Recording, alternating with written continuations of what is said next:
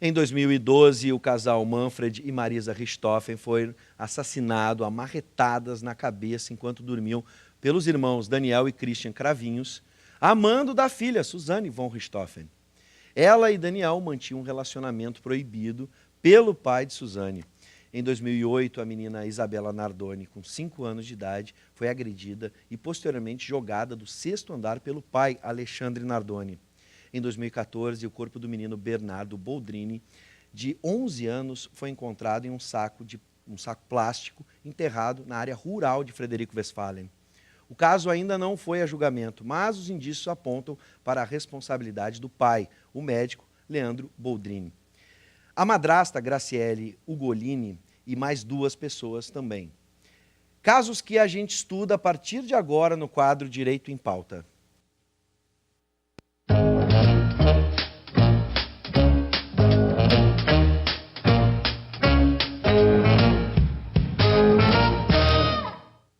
O Direito em Pauta é um oferecimento da Livraria do Advogado. Criada em 1973, a Livraria do Advogado, editora, é especialista em atender o meio jurídico com literatura especializada. As mais importantes obras jurídicas, de clássicos a lançamentos, estão no catálogo. A inserção da Livraria do Advogado em cursos e universidades faz da editora uma das principais do Brasil, e a gente está muito feliz em receber a Livraria do Advogado. Sejam bem-vindos. Nosso assunto é a responsabilidade penal do psicopata criminoso. Boa noite, professor Paulo Regis, que honra recebê-lo e num momento tão feliz, até mesmo de celebração aqui para o nosso quadro. Sem dúvida, hoje com um patrocínio Verdade. De uma instituição que está ligada ao meio jurídico. Sem dúvida. Bives, sempre uma alegria retornar ao programa. Hoje nós temos a presença da nossa acadêmica, a nossa acadêmica Ariane de Souza Deves, que recentemente recebeu uma nota gloriosa num TCC.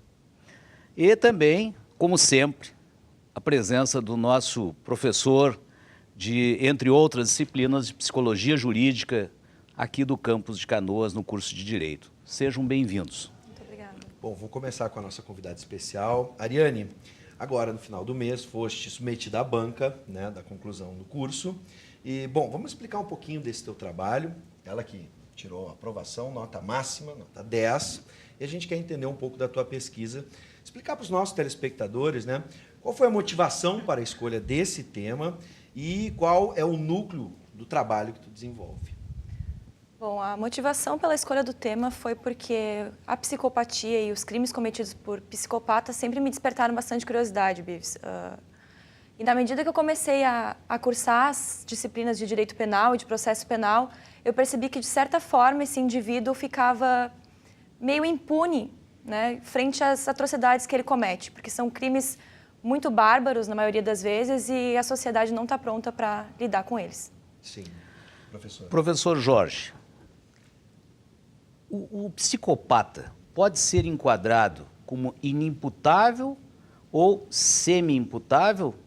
Muito bem, professor Paulo Regis, cumprimento a todos, em especial a nossa convidada, que é a sua orientanda. Que foi me orientando. Eu tive o prazer enorme de poder acompanhá-la nessa trajetória.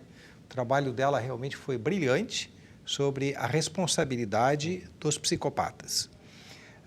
Normalmente se entende que os psicopatas que cometem crimes muito graves, né? Eu estou lembrando de um que vendeu 3 vezes a Torre Eiffel em Paris. Isso é típico do psicopata que engana as outras pessoas e por onde quer que ele passe, ele vai criando uma senda, um caminho de destruição. No trabalho, na empresa, nas relações afetivas, nas amizades, porque realmente ele só quer ter vantagem. A grande questão do ponto de vista jurídico, e o trabalho da Ariane foi justamente para isso, foi mostrar até que ponto a pessoa que tem esse tipo de personalidade, de funcionamento, ela é juridicamente responsável ou se isso é considerado, por exemplo, uma doença mental, se isso pode ser uma forma de tornar essa pessoa não responsável pelos atos que pratica. Significa exatamente ou seja, um inimputável. Irresponsável ou um inimputável. E aí, então, quanto mais bandido e mais criminoso, se ele for declarado inimputável, mais vale a pena cometer os delitos que ele comete, porque, afinal de contas, é como dar bolo, não é? Dar bala para alguém Mas, que se comporta professor mal. Jorge, patia é doença. Patia é. Patose é doença, é sofrimento. Psicopata. Então, não, mas não dá para ir por aí, porque nós temos os psicóticos, nós temos os neuróticos, nós temos uma grande gama de patologias. O psicopata é aquele que é mau. A pergunta é, Ariane, não é isso o teu trabalho? O psicopata é mais mau do que louco ou é mais louco do que mau? Essa é a questão. Perfeito. Eu acho, e tem um livro editado pela Livraria do Advogado, agora a nossa patrocinadora, tem um livro que eu publiquei há mais ou menos 10 anos, A Máscara da Justiça, o Psicopata é a Máscara da Justiça, em que, junto com uma promotora do estado do Rio de Janeiro, nós fizemos toda uma teoria mostrando que ele não é um doente mental. E não sendo um doente mental, ele tem que ser plenamente responsável e, mais do que isso, se possível, ser submetido a uma pena mais severa do que aquelas comumente aplicadas aos delinquentes. Vamos resgatar os casos que a gente citou aqui na abertura do nosso quadro, e aí eu transmito essa pergunta para Ariane. Os dois. Vou começar com a Ariane. Nesses casos, caso Nardoni, Richthofen, Boldrini, esses casos dá para a gente enquadrar, de certa forma, como crimes de psicopatas? O caso Ioki. Também, bem lembrado, professor. Nesses casos, sem que haja uma análise por um profissional das características de forma conjunta, nós não podemos dizer assim, observando só algumas delas, como a crueldade, como a falta de empatia, enquadrar ele como um psicopata. É preciso que haja uma análise bastante minuciosa disso, não pode ser enquadrado de forma vaga. E quem faz essas análises? Isso passa pelo Poder Judiciário e, obviamente, é encaminhado para especialistas. Quem faz essas análises? Que determinam um exame chamado exame de sanidade mental. Sim. Né? O grande problema, a Ariane colocava bem, é a crueldade com que age um psicopata. Mas isso é um indício? Isso é um indicador muito forte. Perfeito. Ele comete um crime com muito mais crueldade do que aquela necessária para uma pessoa, em geral, cometer aquele delito. Este caso, professor Jorge e Ariane, esse caso que nós acabamos de relatar, o caso do empresário da Ioki, que foi esquartejado. A crueldade, ela não era uma pessoa que não tivesse esclarecimento. Ela fez deliberadamente. Aliás, o perito diz que, após o tiro, ela degolou o indivíduo porque ele ainda estava vivo. Isso foi dito pelo laudo pericial. Então, isso é crueldade.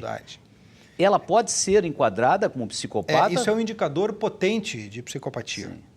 Né? Eu costumo dizer, até me apropriando de uma frase de um canadense, que também foi citado no trabalho da Ariane, que o psicopata é como o gato.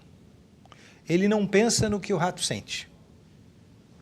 Agora, a diferença entre a vítima do psicopata e o gato é que o gato sempre sabe quem é o rato. Sim. E nós não.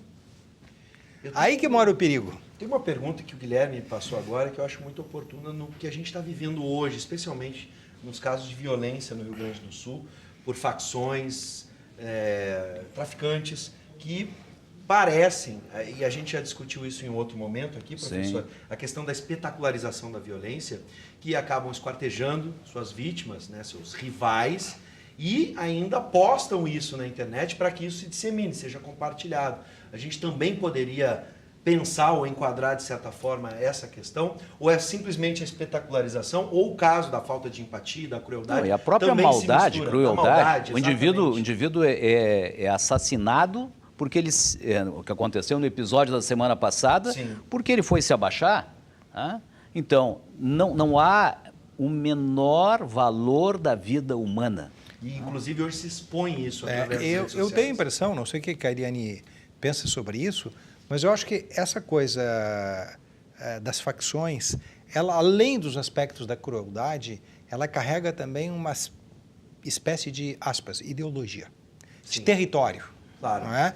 Então, há aí uma luta pelo território. Sim. E aí a crueldade passa a ser uma bandeira. Né? Agora, o psicopata, sobretudo, é alguém que não tem empatia, que não se coloca no lugar do outro.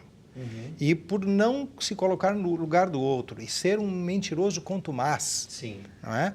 E ter uma série de características de personalidade, ele não deve ser tratado com benignidade pela justiça, mas ao contrário, merece uma sanção, uma reprimenda muito mais severa, porque por onde ele passa, ele deixa um rastro de destruição. Sim. Ariane, Isso o trabalho da Ariane apontou muito bem. Pois é, os apontamentos e as conclusões. Claro, claro. Ariane, na revisão bibliográfica que foi necessária para a elaboração do teu TCC, quais as duas correntes predominantes, ou poderá haver outra corrente, mas quais as correntes predominantes? E depois, por favor, explica para o nosso telespectador como que a jurisprudência, ou seja, como as decisões dos tribunais têm enfrentado essa questão do psicopata. Por favor. As correntes principais que eu abordei no meu trabalho são... Existe uma grande divergência na psicologia e na psiquiatria em relação à natureza da psicopatia. Uma corrente vê o psicopata como um doente mental, tirando a responsabilidade dele dos atos dele, e outra corrente vê a psicopatia como um transtorno de personalidade, que é a corrente abordada pelo professor Trindade, que eu defendi também no meu trabalho. Através dessas pesquisas bibliográficas, eu percebi que a psicopatia trata-se de um transtorno de personalidade, de fato, tendo esse indivíduo total capacidade de entender o caráter ilícito do fato, de entender que aquilo não pode ser feito e de determinar-se de acordo com esse entendimento. Ou seja, ele entende o que é um crime e pode escolher cometer esse crime ou não. Ele pode decidir se vai agir de forma legal ou ilegal. E a jurisprudência, no mesmo sentido, tem divergido quanto a isso. Alguns tribunais entendem o psicopata como um semi-imputável ou como inimputável, tirando dele a responsabilização ou diminuindo essa responsabilização. Bom, agora a pergunta para os dois. A gente fala tanto em ressocialização dos criminosos, né, à medida que cumprem a sua pena. É possível a gente encarar, e agora observando as duas correntes, especialmente nas conclusões e apontamentos que vocês defenderam no trabalho, é possível a gente ressocializar? Por exemplo, um psicopata que passa 30 anos na cadeia, ele é possível retornar à sociedade? De forma alguma. O psicopata, também como apontado pelo professor Trindade, não entende esse caráter da pena, não sente remorso, não é capaz de entender e de... Me permita interrompê-la, mas na mesma linha do Bives, o psicopata que cumpriu a pena, numa corrente em que ele vai realmente se sujeitar à pena de reclusão. Ele passou vários anos recluso. Ele retorna para a sociedade. A potencialidade dele continua a mesma, professor Jorge? É altíssima a probabilidade de reincidência. De reincidência. Reincidência. Muito superior àquela dos condenados em geral. Por quê? Como dizia a Ariane, ele não tem sentimento de culpa, ele não tem remorso. Portanto, a pena ser grande, pequena, ele não elabora, a pena não ressocializa. A pena não é um instrumento para reintegrá-lo. Ao contrário, a pena serve para que ele se aprimore dentro das penitenciárias no caminho do crime. Então, quando ele termina a pena, se assim for, ele vai sair, aspas, mais habilitado para o crime, porque agora ele conhece, digamos assim, popularmente, as manhas da cadeia. Então, assim, ele não aproveita da pena, e disse bem a Ariane no seu trabalho, ele não aproveita se ele for cumprir uma medida psiquiátrica, de internação, porque ele cumpre a medida, o tratamento, termina o tratamento, ele engana o médico, ele engana a enfermeira, ele engana o hospital, ou seja, por onde ele passa, ele tem essa característica, ele vai fazendo uma destruição. Ninguém quer ele na penitenciária, porque ele corrompe o sistema penitenciário. Ninguém quer ele no sistema psiquiátrico, porque ele corrompe os demais que são doentes mentais, alguns até com retardo mental, esquizofrenia, portanto são presas fáceis na mão de um psicopata, e ninguém quer ele em lugar nenhum. Então esse é o grande problema, o trabalho da Ariane foi muito Professor bacana. Jorge, eu tenho certeza que o nosso telespectador nesse momento está fazendo a seguinte pergunta. Ariane, quais as conclusões do vosso trabalho? A conclusão, através de leitura, foi que esse indivíduo deve ser responsabilizado pelos seus crimes. Como eu disse anteriormente, ele entende ele sabe o que ele está fazendo, ele só não se preocupa com o sentimento do outro e ele vê a violência tão somente como um meio para atingir um fim, que é o seu prazer, só a vontade do psicopata que importa. Sim, e eu fico pensando agora nas condições que a gente tem no sistema carcerário brasileiro, se bem como disse o professor Jorge Trindade, se ele não vai para a escola do crime Exatamente. e vai ser cooptado, por exemplo, por uma facção e aquela característica de crueldade ou mais do que dele cooptado, vai ser... se ele não vai ser o gestor da Exatamente. facção. Não, eu acredito isso, que a Ele facção tem identifica essa esse capacidade. potencial, Cognitiva, essa capacidade. inteligência. Exatamente, inteligência e a crueldade associada, dizendo, olha, esse é bom para fazer tal missão e a mais Exatamente. cruel possível. Exatamente. Então isso assusta.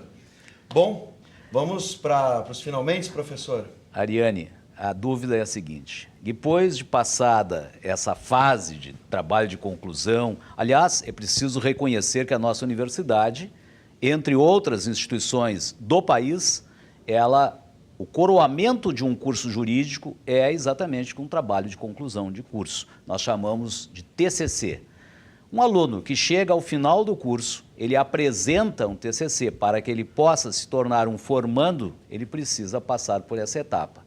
Nós, na nossa universidade, em todos os campos, nós valorizamos sobejamente essa atividade.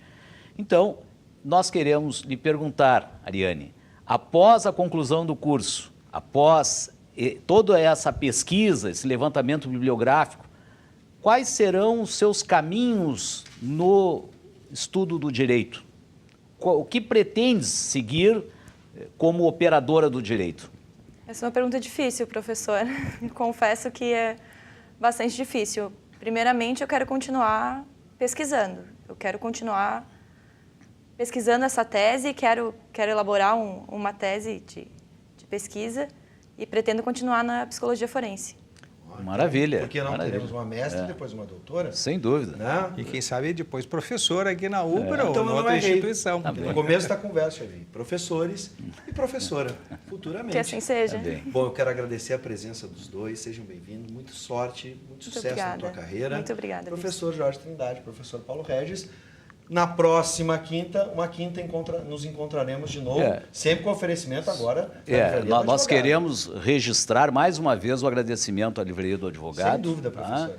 Nos sentimos muito felizes em ter o patrocínio da Livraria do Advogado. Que coisa boa. Até a próxima, Vives. Longa vida ao Direito em Pauta. Obrigado.